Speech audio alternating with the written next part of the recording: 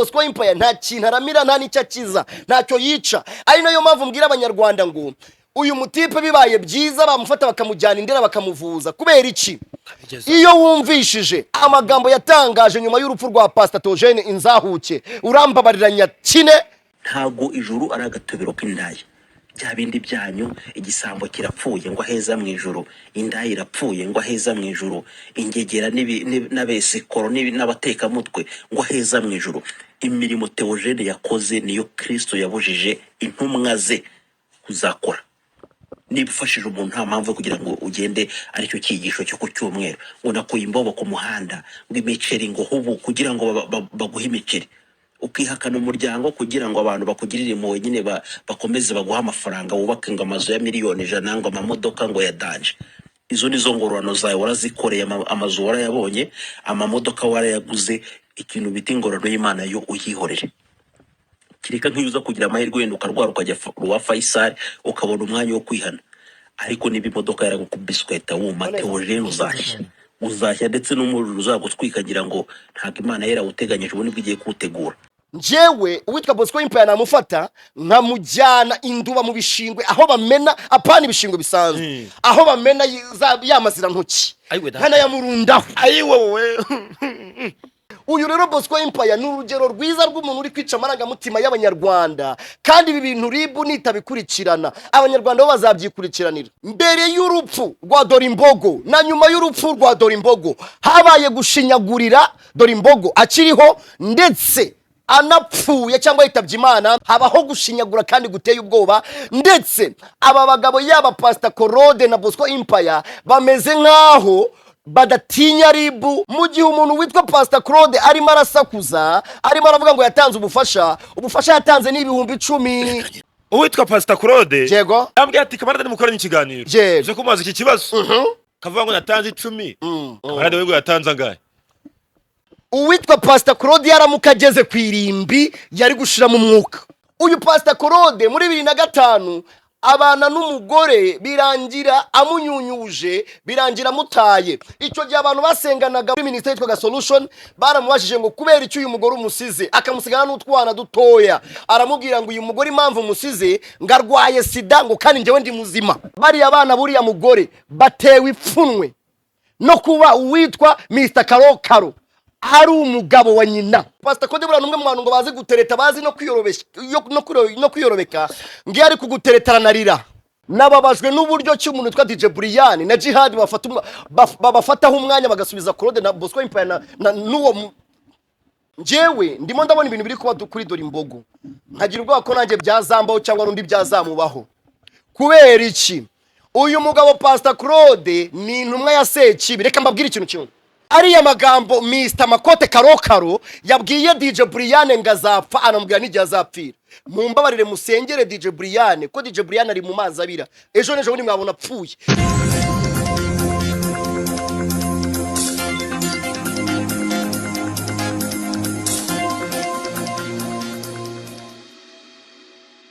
Muranzi, yes you know me, it's your boy P Onika Suez bakashobora kabasuza mana ho mugisha kandi ikomeze ibarinde. Ni 55 TV Rwanda, chuma ko subscribe nkubira hawo nka mu byo ukora byose. Aujourd'hui tout de suite à ce moment at this moi je suis avec mon frère, mon cher ami Bisho kuvuga no ndirimba sha puretere haji shehe ubanywe ibiki Buda ariko mundi ku kamarade yinjiye ndatuvugisha ukuri. Ubundi hari abantu bambara neza mvuga muri showbiz, hari Jihad akaba Sikayito. Kamarade akarushije wowe mu kwambara neza nuko yambara ibihenze, dore ko na Bosco Empire yabikomoje. Kamera umeze neza, ndakomeye man, biracamo urashimana se kamera cyane. Hari hashize igihe man, kuvuze ko kuva navanye amasheke tutari twakabonanye. Oya wavenye amasheke gutabara vava nawe umuryango wanyu mugira ibyago ujya gutabara, urumva ngiye kumvuga yego kuboneka byari bigoshye. Yego ndaho ndakomeye ndashima Imana. Reka dusubiza abakunzi ba 5to5 TV ndetse n'abakunzi banjye nka Faxman Original, mbibutsa ko Instagram yanjye nitwa Faxman Original, mujye muhitemo na following. Je ntayo ngira ya Instagram ngira hako kuba nkora ibiganiro bikarebwa n'abantu 100,000 following n'abantu 1000 ntibiteye isoni. nibe nawe abantu 1000 kuri Instagram. umuvandimwe bwanwa bw'inshuro bafite abantu magana angahe magana inani. Nyamuneka buri muntu wese ukimara gusoza iki kiganiro mukirebe mukirangize kuko mugiye kumva n'imiriro gusa. Uzi icyo bita ubusobanuro mu kigande? Babyita ubunyonyoko. Ubunyonyoko. Mu kigande. Iki kiganiro mugiye kumvamo ubunyonyoko. Mube ready rero, reka msishikarize buri muntu wese kino kiganiro kirebe kandi akirangize. Ntusimbuka hari utuntu turi bugusige. Je kujya mvuga ngo kubaga uvuga ngo nta kinya bangwa mu nyine amagambo nzajya mvuga usanzwe yazi uzajya uzuriza kujya mvuga ikigiye kuryoha cyane. Tugiye kubaga nta kinya, tugiye kuvunira nta mu mavi. Nuko nta kinya. Reka nshimire buri muntu wese ukunda ibiganiro bya 525 TV. Mwese mwabaye abone cyangwa mwakoze subscribe kuri iyi channel. Turabona urukundo, turabona uburyo mukunze ibiganiro byacu, turabona uburyo muri kudutenga mu bitugu bro. Reka dukomere mashibano bantu bro. Uretse ndavuze impundu. Yego. Digatoto kandi batizina tabaruka. Iyo urebye urukundo abanyarwanda bari kutwereka n'ibyo bari gukora biratwereka ko byanga byakunda nyuma y'amezi 4 5 tuzaba turi mu macano akurikiranwa. Kubera iki? Tugiye kuya tubaha imiriro afite imiriro, imiriro afite imiriro, fire. Bisobanuye iki rero? Uyu munsi tugiye kuvunira mu mavi, tugiye gutanga ubusobanuro bwimbitse ku bantu bigize akaraha kajya he. Amahoro y'Imana bane nawe ariko kwanza. Nawe kandi muhorane. Hari indirimbo yasohotse yitwa ngo ndaririmbira Uwiteka y'umuhanzi witwa Mpundu Bruno, umwe mu baramyi beza dufite mu gihugu cy'u Rwanda. Uze kumva ariko ngo heri kuyipininga sha. Ya Mpundu Bruno. Hanyuma buri munyarwanda wese Nawe kiganiro. Uza kwibuka ko nawe turabavandimwe. Hanyuma nyuma y'iki kiganiro buri munyarwanda wese maje kukireba bajye kuri channel y'umuntu witwa Nick P Family bareba umuvandimwe nawe afite amapranka we n'umugore baba bateguye no kuganira ibintu by'ingo. Reka dusasire ibyo twateguye. Imyandiko yacu abantu kugira babyumve. Tuvuga kuri DJ Brian na Jihad. Tuvuge kuri Pastor Claude. Yego. Tuvuge kuri Ezekiel. Ntuzongere kuvuga Ezekiel mu kiganiro cyanjye. Se kamarada wabaye kino ndokora akari. Komeza nta kibazo. Mbere ko twagera rero. Reka duhere kwitwa Bosco Empire. Tubisasire. Ejo yakoze ibiganiro bibiri. Avuga ngo aje guhangana bitwa kamarade Pastor nako na burikaho na buringuni ndetse na Skyto. Yego.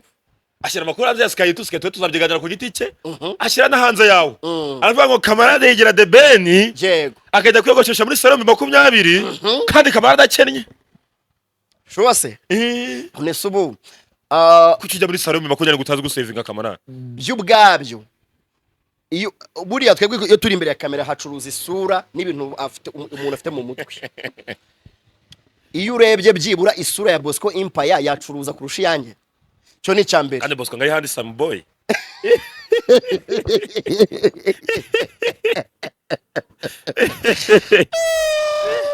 Handi some boy.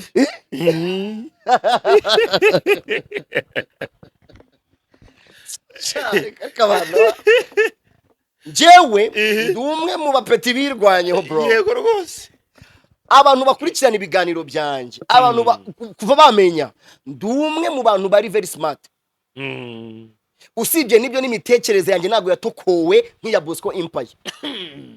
Kuko Bosco Empire numwe mu bantu bitewe n'ibibazo by'ubuzima yahuye nabyo yaracanganyukiwe amera nk'umuntu ibikororwa niko babyita ibikororwa aho kugira ngo abicire yabisunikiraga mu mutwe we. Ariko ntuvuga akantu ko guhungabana. Iyo ukurikiranye ibiganiro bya Bosco Empire bikwereka ihungabana rikomeye afite. Bakandura bivuze ibangana icyo wibagiwe ndakurahishe. Rishingiye kuki? Rishingiye ku byamubayeho kandi ibyo bintu byamubayeho n'abandi bose bibabaho. Ariko akimara gura n'iryo hungabana yahise amera nk'umusazi muri we. Yahise aba nk'igiharamagara. Bivuze ngo Bosco Empire nta kintu aramira nta n'icyo akiza, ntacyo yica. Ari nayo mpamvu mbwira abanyarwanda ngo uyu mutipe bibaye byiza bamufata bakamujyana indera bakamuvuza. Kubera iki? Iyo wumvishije amagambo yatangaje nyuma y'urupfu rwa Pastor Theogene Inzahuke urambabariranya kine hanyuma tubone kwinjira mu miriro, sibyo? Bagiye. Ariko reka uyu munsi tuyite inkuba. reka mbabarire dukine aya majwi mbabarire kabisa kuko mbanza ahantu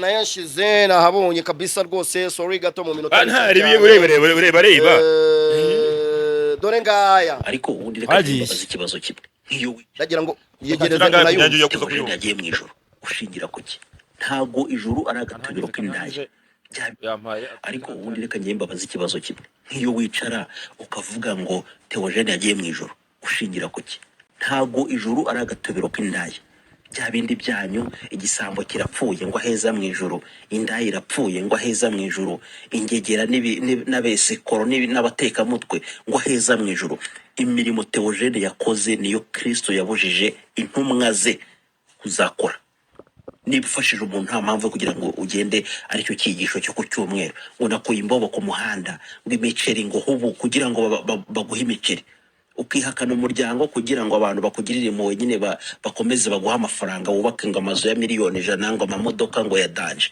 izo nizo ngororano zawe warazikoreye amazu warayabonye amamodoka warayaguze ikintu bita ingororano y'Imana yo uyihorere kireka nk'uza kugira amahirwe wenda ukarwara ukajya wa Faisal ukabona umwanya wo kwihana ariko niba imodoka yaragukubisweta wuma Theogene uzashya ndetse n'umuriro uzagutwika ngira ngo ntabwo Imana yarawuteganyije ubu nibwo igiye kuwutegura mwisikora nkaheza mw'ijuru imirimo y'ingengo heza mw'ijuru sawa nyine yarakoze coco gusa mwagiye musoma ariko ubundi Bibiliya ko nta kintu itavuze ko nta kintu na kimwe kiba mw'iyi si kitanditswe muri Bible ubundi mwasama mu biki mwabibwamwe kuko njyewe ndi muri ibyo bibwa avuze ko nanjye ndi mu bantu bavuze ngo aheza mu ijuru wambara ukanterera nka kadata twese uri mu ijuru kuko tujye kuvuga ibintu bikomeye keneye isengesho uyu mutipe Bosco Empire murimo kumva numwe mu bantu kubera agahinda gakabije n'umubabaro byatumye abigiharamagara nawe ubwe ntago yikunda uvuga ngo ntiyishimiye ko twavuze ko Pastor Theogene yagiye mu ijuru oya yaramushinyaguriye aha ni naho hantu ribu yagombaga kwinjira igafata umugabo arangije atwita imbwa buretse gatoya ibi bintu yakoraga rero byari ibyo kwica umuryango Pastor Theogene asize byari ukubashinyagurira kubera iki abana banyakwigendera Pastor Theogene niba komeza kumva ya majwi uyu mugabo ari gushinyagurira nyakwigendera by'ubwabyo bishobora kuzamanipira imitekerereze yabo bazakura bazi ko papa wabo yari indaya papa wabo yakubiswe n'imodoka akuma urumva harimo amagambo yo gushinyagura sinzi niba mwayumvisha icyo gihe bita bikwereka imitekerereze y'uyu muntu uyu Bosco Empire uragira ngo koko muvugeho ibiki ubu mvuge ko no kwishyurira inzu byamunaniye Bosco Empire aba mu nzu ya mushikiwe imuhanga mushikiwe no umuforomo mumbwire nimushaka mumbwire mbabwire ibitarakoramo akora mu bitaro by'Ikabgayi kintu ndi bukore ntabwo ndi bubabwire izina rye mpajya nageze ngo yaje kumusura nigeze kuhaca uyu Bosco Empire ubuzima bwaje kumucanga abanama yibobo yego biza kurangira n'ibyanga byakunda Imana ifite umugambi mwiza ku muntu ku buzima bw'umuntu birangira mushikiwe amufashe amuha icyumba kimwe nabwo naga ari mu nzu icyumba kiri hanze annexe ni yabamo uyu mutipe ni ushaka kumpunganyisha nawe oya nshaka kugira wenda turebe nk'ijyana twamuha ntago nshaka kugira ngo muvuge bro nshaka kugira ngo mumpanire njyewe biranambabaza iyo murimo murangereranya n'imbobo kamubwisukuri mu buzima bwanjye ndiyubashye njyewe wabyanga wabyemera ntiwantunga sinagusaba sinagira gute sinanavuga n'ibintu ngingoma amashyi z'ibigarasha bima amafaranga no kuko iyo urebye Korode na Bosco Empire ni bamwe mu bantu bari gukora ibikorwa birimo gusebya igihugu kandi bari no mu gihugu kubera iki Korode se kandi ari gusebya igihugu mwaka byara ngo kandi ari umubyeyi uwo ndamugarukaho mbabarira tugenda akantu ku kandi uyu Bosco Empire iyo akoze ikiganiro akavuga ngo urutonde rw'abantu bazapfa nk'imbwa agashyiramo ngo DJ Brian azapfa nk'imbwa Jihadi azapfa nk'imbwa Sky2 azapfa nk'imbwa Kamarade azapfa nk'imbwa muri abo bantu bose njyewe ubwanjye mfite contract kuri 5 mfite contract kuri 3D mfite contract kuri Flash TV right vuga nawe abakozi b'Imana uyu muntu yari kumvuga nyine ngo wambara amakoti ngaremereye ngo ntusevinge kandi aranavuga ngo ndakodesha mirere mbabarira umanure ugeze hasi ikote bakodesheje yego nta muntu n'umwe ujya urigabanya ngo imere gutya sinzi niba mubizi ikote bakodesheje hari ukuntu bagihinahina cyagifiningiye ukuntu kiba gifiningiye ukuntu hashize nk'imyaka 3 nyikorana ibiganirira ikote ngo nakodesheje ngo bitwaye iki bitwaye iki ninjya muri salo y'ibihumbi 10 kwa Ramazani bakanyugusha bitwaye iki bro nyine ngo no kujya ku rwego rutari urwaho ikintu reka mbwire reka namabwire bro mfite ikibanza mfite inzu byanjye inzu mama babona ninjye wayimwubakiye ninjye wayimuhoni ninjye babona kumena amabanga kandi kamara cyo kintu oya ndagira nkwereke oya reka nkwereke ndagira nkwereke ko aba bantu baba badukurikira bajye bamenya ko tutari nimbwa bro dufite ubuzima niyo ndebye muri njye umbona mu buzima ariko reba Korode uramubona mama ndebera Bosco Empire urahande Samuboy uramenye ntabwo nkiyo murebye Bosco Empire mu maso yanyu mubona iki ikintu cya mbere Bosco Empire iyo mubonye mubona nagahinda gakabije mu maso ikindi mubonamo ubujura oya seka umuntu wakorakora umuntu watera abantu kaci oya sede iyo murebye mu maso n'imboni zanye umusesenguzi sirandeshe yagutera kaci akagushobora kugira ngo abantu batera kaci n'abantu barebare kuko niwe utukunweza akakuniga kuba ari igikuri byo ntacyo bitwaye akano kubukuri kari sawa ibyo naki erega bukamusobanurira umuntu njyewe nunshotora nanjye nzagushotora bro numvuga nabi nzakuvuga nabi numvuga neza nkuvuge neza nuko bimeze kandi ikindi rero ikintu abantu batari bazi Bosco reka nabikubwire urebe muri kamera unandebe turebane ntiwandusha umunwa ntiwandusha kuvuga ntiwandusha nta kintu na kimwe ndusha waretse tukamuha igihano tukata tumuvaho twigendera njyewe uwitwa Bosco Empire namufata nkamujyana induba mu bishingwe aho bamena apana ibishingwe bisanzwe aho bamena yamazira ntoki hana yamurundaho wowe kandi ubwo yajya no mu kanwa disi kuko wabura ukamushyiraho oya mu kanwa niho yahera kubera ko ibiva mu kanwa ke byo ubwabyo ni umwanda data we yewe hasoni urafata abantu babagabo ugakora titire ngo dore abantu bazapfa nk'imbwa Bosco njye sinkutinya titire nayirenge reka ngusobanurire ubundi buriya cya kiganiro Bosco agikora ntiyatitiraga mbere ko cya prodinga ntiharafite gutitira ariko reka nkwereka urifata ukavuga ngo Brian azapfa nk'imbwa umuntu mu ijoro rimwe ukorera miliyoni muri campaign ya president ashari gucuragira president ariko abantu barasaze urifata ukavuga ngo Jihad azapfa nk'imbwa umuntu uhembwa miliyoni na 200 kuri channel agahembwa 600 kuri radio niwe muntu ufite aba diaspora bamwumva kurusha abandi ukavuga ngo azapfa nk'imbwa ariko impamvu badije Brian na Jihad bakoze ikosa ryari rishingiye ku magambo Korode na Bosco Empire batangaje utantesha umutwe ahubwo wowe oya buretse nkubita ikosa rihari ntabwo Real Madrid ngo yajya gusubiza Gasogi niyo nshatse kukubwira uyu muntu aravuga ngo Skytu mu ijoro rimwe ari saving 300 Skytu kwinjira mu kabari gusa avamo abakire bamuhereza ku madolari kibitamanire harabanirega bafite igikundiro bro uriya we nta nijana umuntu yamuha byo ubwayo n'uburyo arasa kandi ndari nkabarabaza n'abazungu bazanye abakobwa beza ugasanga agize nk'umukobwa mwiza ajyana da wowe urafata ukavuga ngo Skytu ngo azapfa nk'imbwa Skytu ihanaba ntabwo akodesha yari yubakiye Gasanze Skytu afite imodoka wowe uri aho ngaho ahantu tuyimuhanga iyo uje gutanga ibiganiro ku Gasaro TV n'urugendo TV baretse gatoya numvugiremo mbabarire ntabwo ndi buvuge kanciceke iyo uje gutanga ibiganiro i Kigali bigusaba kwambara ibikote ugafunga isura ukambara udupfukamunwa ntitukuzi tuvuga izawe ese tega bisi bisi gusa sawa tap and go aho wiki ave muhanga na bisi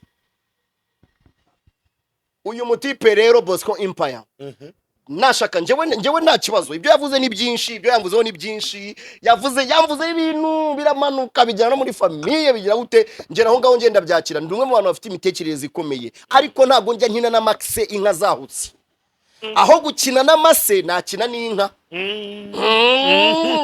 ubyumva ubyiteho uzakine na ba Brian uzakine na ba Jihad nabo ntago bakoroheye ariko njyewe nungeraho ujye utinya bro uzajya utinya kubera iki?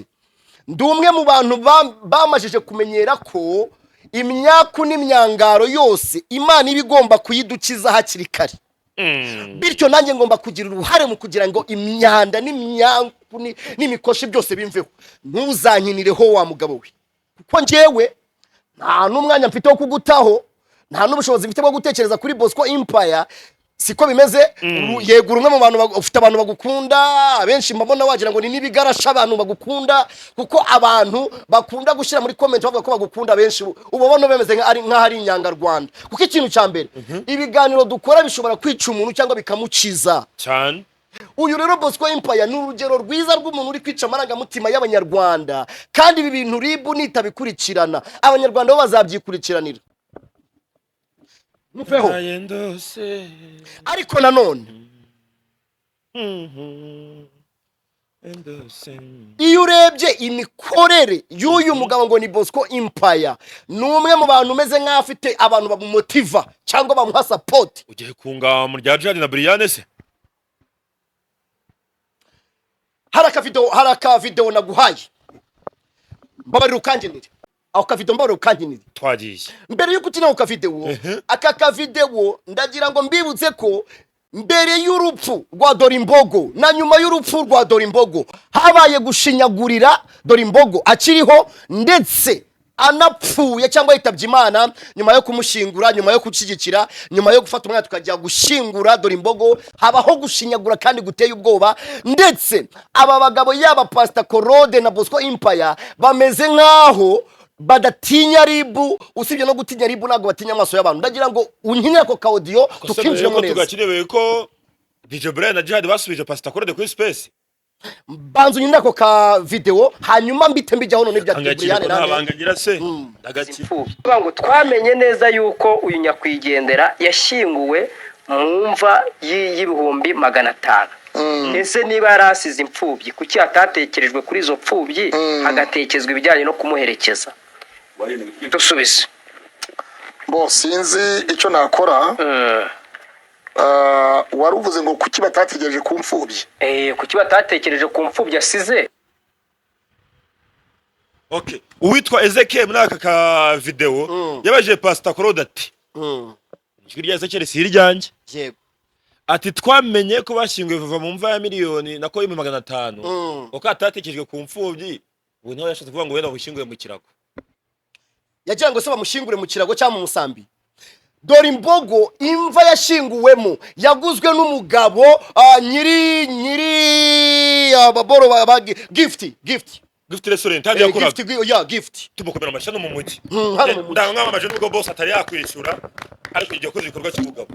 Nje wari uri kuri tere, isanduku yashinguwemo Dorimbogo yaguzwe 200,000, ntago yaguzwe 500. Ariko babaga Kagari sekeza oya Ezekiel bitanga ati ni sekeza. Oya none se kankubaza, umuhango wo gushingura wose waba waratwaye 1,100,000 isanduku ikagura 500. Oya isanduku yaguzwe 200,000 amafaranga nyiri uyu mugabo tumaje kuvuga iyi restaurant, iyi gift restaurant hari yego hariya hejuru kuri mu mujyi kuri hejuru ndabona urenze kuri za Samsung. Yego uzamutsemo uriya mugabo niwe wahamagaye uwitwa Samu Gakire, aramubwira ngo isanduku bari buhambemo Dorimbogo n'injye uri buyishyure, ayishyura 200,000.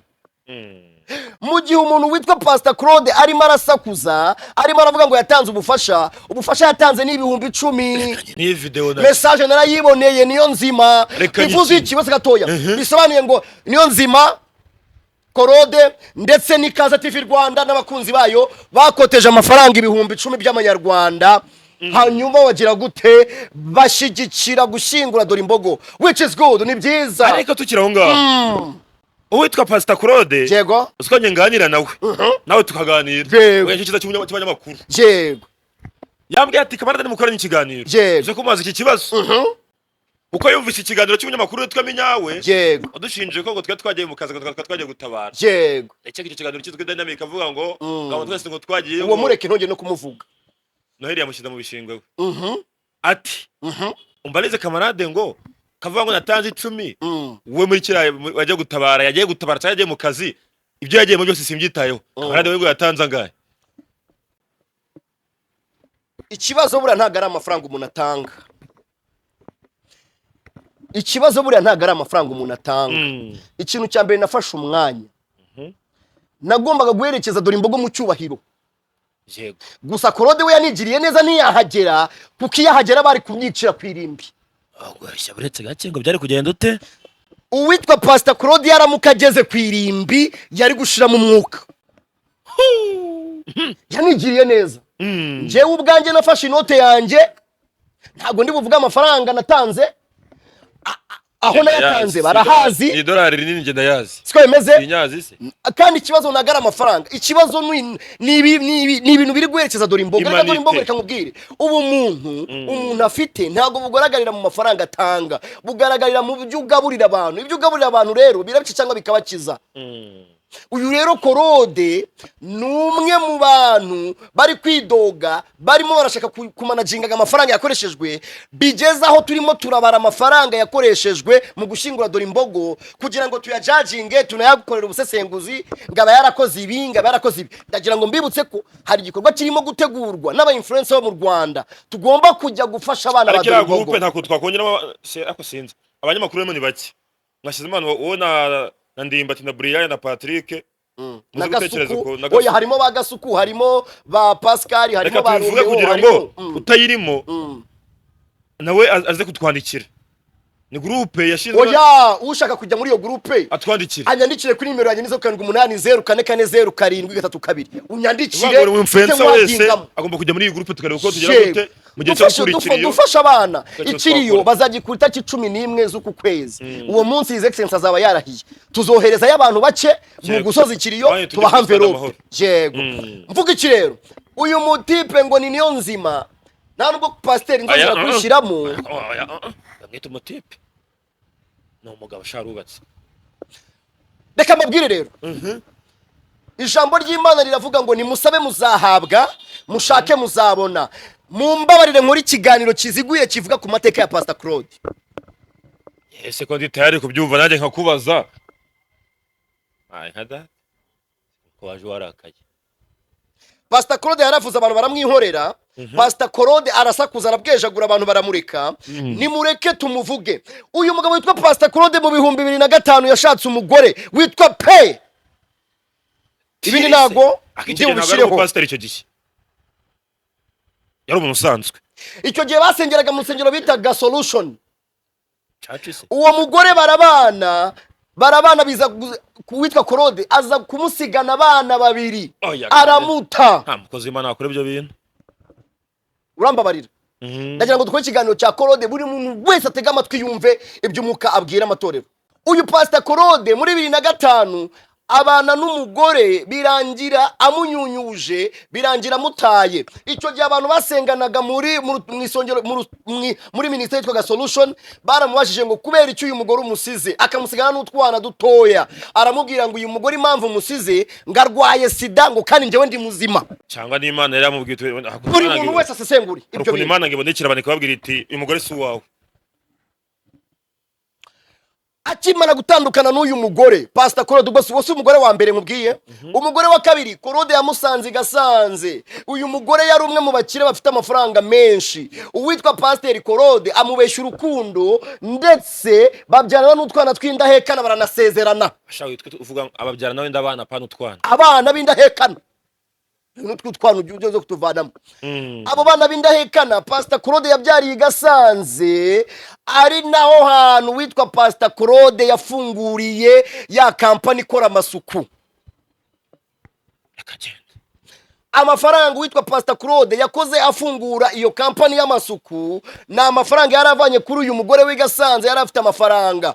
Umuntu witwa Pastor Claude ayo mafaranga arayabyinira, ayabyinamo. Uwitwa Pastor Claude aza gutandukana n'uyu mugore. Bapfuye iki? Bapfuye ibintu bibiri. Kimwe ndakivuga ikindi ntago ndi bukivuge. Bapfu businzi bukabije. Cyoroheje ariko nawe umuntu wemereye ko inzoga n'umwe gusa ni profete noheri byukura bagirana. Icyo gihe umuntu witwa Pastor Claude amafaranga y'uyu mugore yapfushije ubusa, biza kurangira nta kintu amusigiye, amusigaho ngaho. Uyu mugore buretse gatoya, uyu mugore abaye ubuzima bubi n'abana. Uwitwa Pastor Claude cyangwa niyo nzima ahora abwira uyu mugore amaje no kuba n'umukecuru, yaramubwiye ngo nibeshye ukajya kuri YouTube ukagira ikintu uvuga nzakurega, ndetse njyewe nziranye n'abantu bakomeye, byanga byakunda nakujyana mu mategeko, ariko Pastor Claude abana bawe bari heke inzara ibishe. kandi nabonye ari inkumi genza kubasura i Bugesera Nyamata. Urambabarira, ndagira ngo tujye dukora ibintu bimeze neza cyane. Ariko ntibitarimo kubeshya. Umugore wa gatatu, Oya seka. None makuru. Usi n'umusiramu, kitari umusiramu. Umusiramu kandi bagira abagore benshi. umugore wa gatatu nuriya mugore abeshyera ngo yamuriye imitungo pe, kandi nta mitungo yamuriye. Claude se yagiraga iki? Ahubwo uwo mukobwa byaje kurangira umuntu witwa Claude amubereye umuntu uri aho ngaho utita ku nshingano, utagabura, utagira gute, biza kurangira famiye y'uwo mugore cyangwa y'uwo mukobwa imwisubije.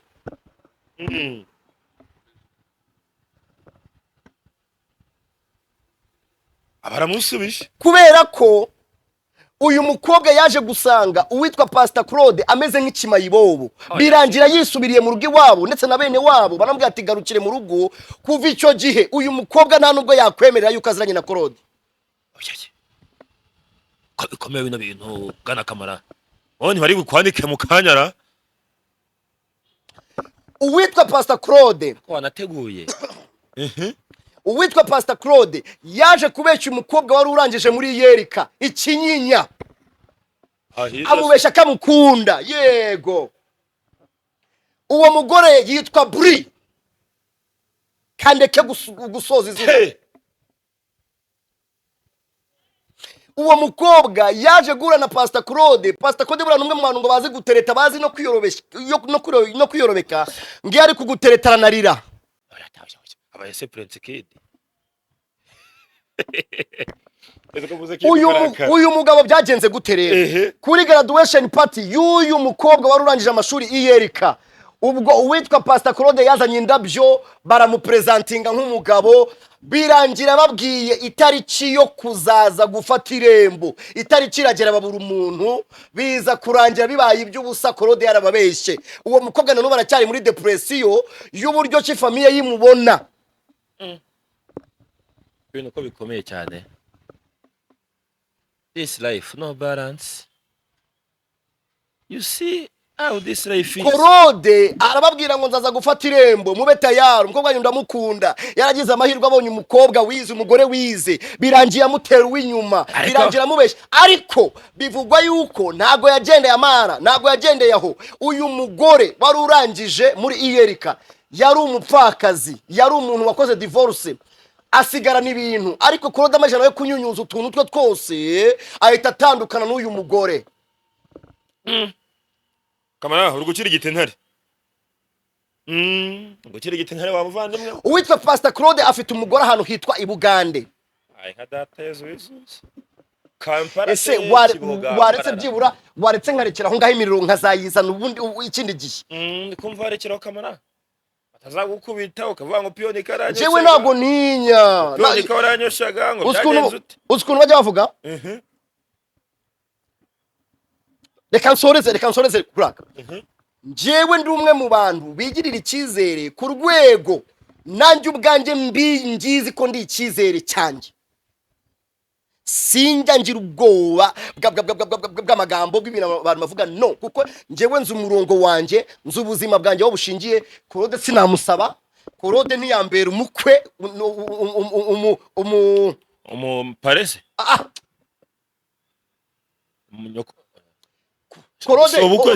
Claude ntago ari urugero rwiza rw'umuntu washatse neza.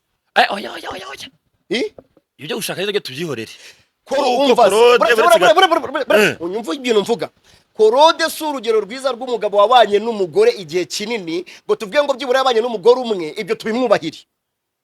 Ariko afite urugo rwiza. Uyu muntu ngo ni Pastor Claude. Reka ngere ku kantu ka nyuma. Claude biza kurangira agiye ahantu bita Kampala, ajya gushaka umugore witwa Pastor Fiona.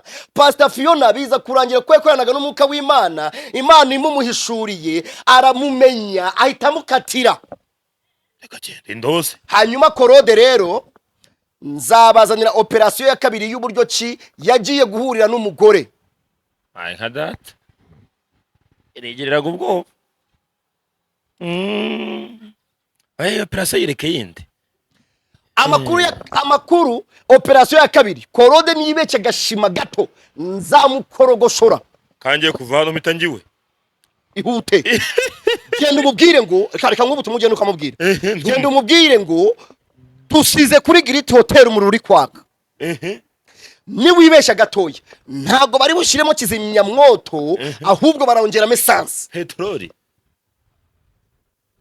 byaje kurangira uwitwa Pastor Claude uyu mupasiteri amumenye byagenze gute uyu mupasiteri kazi witwa Pastor Fiona byaje kurangira amenya ayo marorerwa yose Claude yakoze aramushwishwiburiza aramubwira ati toka satani biza kurangira uwitwa Pastor Claude avuye hano mu Rwanda afata indege ajya muri Cameroon operasiyo ya kabiri nzayikorera hehe muri Cameroon Pastor Claude agezeyo byagenze gute yakoze ibiki still now abayeho gute operasiyo tuzayikorera ku kibuga cy'indege ngo yaryoha twagasa hari Kanombe hanyuma rero wowe Pastor Claude wigize agatebo nagira ngo mubwire yuko nubwo ubuseka abantu ngo ntago bafashaga ngo barabeshya nawe uri umwe mu bantu babayeho fake life turekeraho ahubwo tuze kuri iki kintu buretse gatoya mbabarira umuryango ariko tureke tuvuge kuri we gusa buretse gatoya tuvuge ku muryango wawe mama wawe buretse mbabarira ko Pastor Claude yarankorogoshye imiryango reka tubireke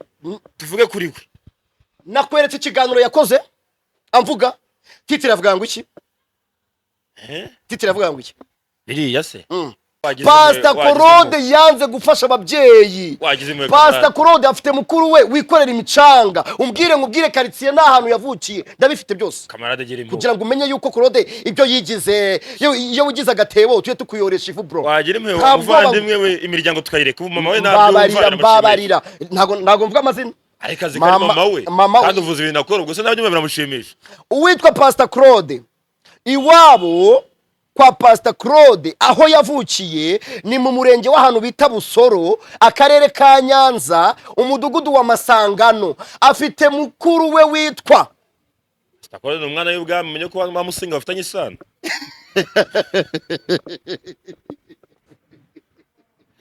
hano umwuzukuru wa Musinga ni umwuzukuru wa Musinga uvuga uziga nta muvuga umuntu w'umuryango w'ubwami nabi uyu Pastor Claude rero niyibeshya gato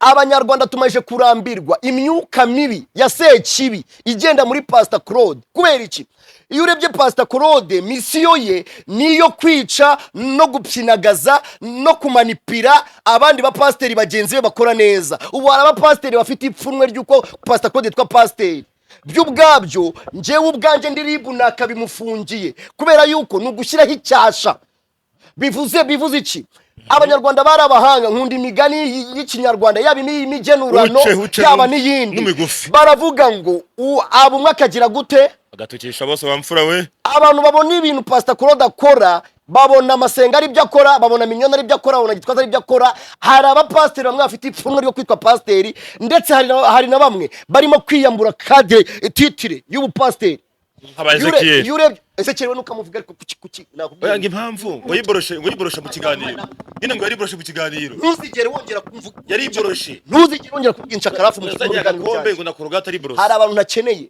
uzajya uvuga mu biganiro byawe kurakara cyane wowe sikoro ugiye kunkubita wa mugabo we ibyo mwifuza ko babakorera mujye mubikorera abandi impamvu nkoze kino kiganiro reka nkibabwire rero ndambiwe ubugambo bwa Pastor Claude bwo kwiyorobeka niwe musinzi wa mbere niwe unywa inzoga za mbere reka mbabwire n'ubwoko bw'inzoga anywa inzoga yitwa Skol mugabo uzikoraho ujye uvuga ko piyoni kanywa service gin ibyo ntaribi ariko abakozi b'Imana bareke hanyuma rero ugasanga abanyarwanda reka nzabahinde operasiyo noneho mbabwira ku bya cano ye mbabwira cana ahantu yayivanye n'umuntu wayimuguriye uwo muntu bari bayatse reka mbashoneshe iriya cano yitwa Ikaze TV Rwanda yambuwe umuntu witwa DC Clement se nawarimo iriya cana Ikaze TV Rwanda yayiguriwe n'umukobwa wa muri Leta Zunze Ubumwe za Amerika uwo mukobwa Pastor Claude ntago ndivuga izina rye iriya cano Ikaze TV Rwanda ni imwe mu macano abantu benshi bazi ko ari iya Pastor Claude nagariye. Pastor Claude nawe ni umucancuro. na account niye Reka mbigusobanure neza. amafaranga Reka nanjye mbabwira ko bite byawe bro. Njyewe ndi aho umusesenguzi. ushaka kunkubita Nta nakumena. amanga data nkiruka cyangwa kuruma sikiwe Njyewe ndi umusesenguzi mba ngomba kumenya ngo iki niki kangubwiza ukuri. Biriya bintu Claude na Bosco Empire ni andusha amakuru. Usibye no kundusha base gatoya. Usibye no kundusha amakuru ntiyandusha kuyavuga neza. Usibye no kuyavuga neza nta nubwo ari presentable nkanje. mama nshaka tutamuvuga we mama nshaka tutamuvuga urya umuntu uzana operation ngo yambara ikoti rihenze nyumvira amakuru operation Uyu mugabo witwa Pastor Claude.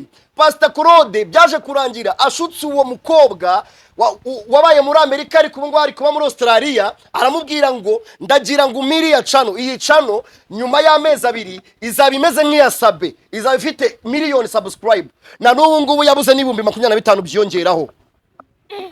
Mu gihe twebwe mu cyumweru kimwe ibihumbi 10 biri kujyaho. Wabibonye? Kurahangasha.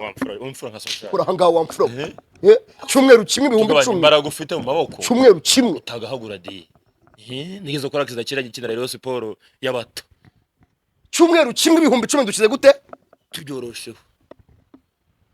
Ariko Pastor Claude biza kurangira gambani mu twitwa DC Clement channel ayibahereza bro. Reka iyo operation nzayikore neza. Nzabakora n'indi operation mbabwire ibyo muri Cameroon, mbabwire iby'abagore ba diaspora Claude yabeshe, mbabwire iby'umugore uba muri Belgique. Pastor Claude yari amafaranga y'ingurube.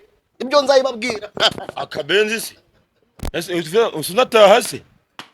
Kamarada mvuye mu kiganiro kubera ubujigenda kura. Yagaruka. Garuka dusoze di. Umuntu witwa Pastor Claude rero. Ikintu cyambabaje ni iki ngiki tunasoza. Nababajwe n'uburyo cy'umuntu witwa DJ Brian na Jihad babafataho umwanya bagasubiza Claude na Bosco Empire na n'uwo kwiborosa. Kwiborosa, Mr. Kwiborosa. Reka barwana tubita amazina. Gwera none ahangaha. Ibiganiro nzongera gukora sinzongera kuvuga amazina yabo mu kanwa. Twagiye. Kanje uwo muntu witwa Kwiborosa bamumenye abanyarwanda. Uwundi ngiye kumwita Mr. Majigo.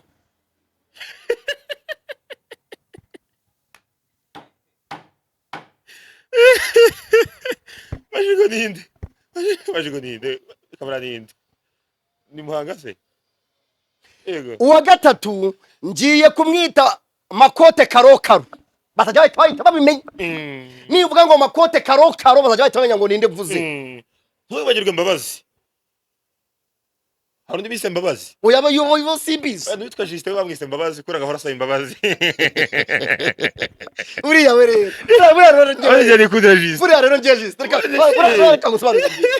Jewe Justin burana namwera n'amafaranga. Kuko Justin nibigiyo bija. Mbese iyo umukuru yani hajya hagusanze aragushyigikira niba ari kumvuga nabi ejo niduhura azambwira ati nakuvuze nako mbabarira uri kumva. Mbese ibintu Pastor Claude avuze ni byagendana muri uwo mujyi. Mbese bahora bamukuriye ni ihene bajyana ku isoko. Aho Claude agiye, aho Bosco Empire agiye, aho Kwiborosa agiye. Ndabavuze atwaje bivugana no mu mazina ubanze kubita. Aho Makote Karokaro agiye, aho Majiga agiye, aho Kwiborosa agiye, aho ngaho niho Justin ajya. Gusa we cyiza ki azi no guca bugufi bambu abandi. Impamvu bahise bamwita Mbabazi. Buriya rero ngewe. Urebe ikiganza cya Prophet Noheli. Yavuze ati Justin mwana mama mbabarira ujye muri Nida. Kandi ubwo nawe n'umukozi w'Imana mugenzi we. Umbwire muri Nida.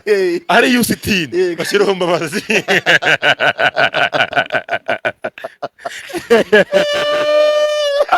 Reka mbabwire rero iki kintu. Birababaje kubona umuntu witwa DJ Brian numwe mu bantu biyubashye. Jihad numwe mu bantu bakotanga ibiganiro bagerageza kwiyubaha ukunzwe.